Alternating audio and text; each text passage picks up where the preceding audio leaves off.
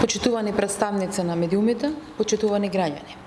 Секој еден од нас, кога е избран на било која јавна функција, превзема одговорност да го застапува интересот на државата и граѓаните. Сите ние, без оглед дали сме дел од опозицијата или власта, имаме одговорност и должност да поставуваме прашања, но и да даваме одговори, точни и прецизни.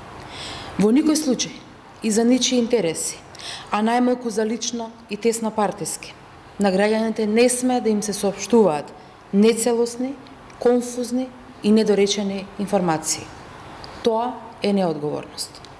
И токму затоа, пратеничката група на Социјалдемократскиот сојуз на Македонија бара итна декласификација на целата документација поврзана со случајот во Агенцијата за национална безбедност, што власта сака да го представи како наводен скандал. Докази нема, детали нема, само штури соопштенија и бледи изјави кои упатуваат на скриените мотиви на власта, а тоа е овој случај да го злоупотребат и да го претворат во манипулација. Декласификацијата која бараме е чекор кон обелоденување на вистината. Декласификацијата ќе ги даде сите одговори на сите прашања кои изминативи денови се поставуваат, а власта избегнува да ги одговори, криејќи се зад класифицираните информации. А за декласификацијата не е потребна ниту судска наредба, ниту насока, како што излажаа од АНБ. Законот за класифицирани информации вели дека тој што класифицира, тој и декласифицира. Или, попрецизно, членот 14. Промената на степенот на класификација го врши создавачот, во случајов тоа е АНБ.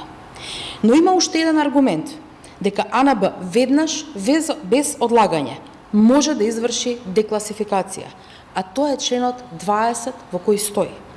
Информацијата која е одредена со степен на класификација нема да се смета за класифицирана информација ако со неа се прикрива кривично дело, пречекорување или злоупотреба на функцијата или некој друг незаконски акт или поставка. Значи, ако се земат предвид сите претходни изјави од власта за наводна злоупотреба и незаконско работење, овој член овозможува итна декласификација без изговори и одговлекување.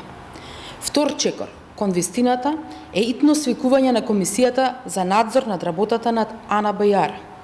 Пратениците кои сме членови на оваа комисија мора да спроведеме надзор во работата на АНБ и да извршиме увид во документацијата која ќе биде декласифицирана, за да може потоа да ја известиме јавноста за наудите и сознанијата од овој надзор.